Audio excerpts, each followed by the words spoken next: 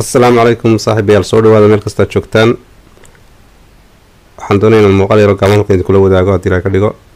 oo ku saabsan sida muuqaal ama sawd loogala soo degi karo SoundCloud waa meel lagu kaydiyo ayaaba dhegeysiga u badan tahay inta badan marka ma jiro si direct ah ugala degi kartid haddaad doonayso iminka inaad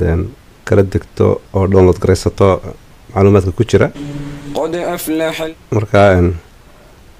waxaan tusinayaa sida ugu fudud haddii la ka dhigo ee loola degi karo masalan nimanka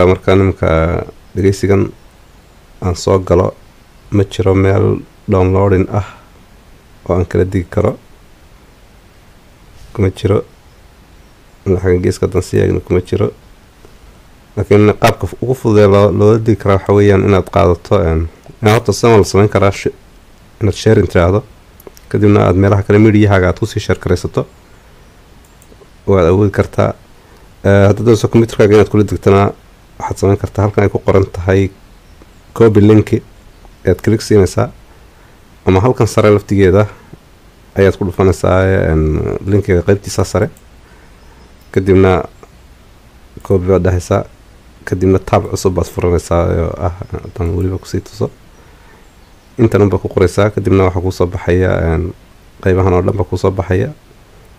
oo ah downloaderkiisa marka anigu tan saraan isticmaalaa kanaan ku dhufanaynaa kadibna linkigii aan sitay baan halkan paste ku leeyahay kadibna waxaan sii leeyahay download kadibna tan iska xidh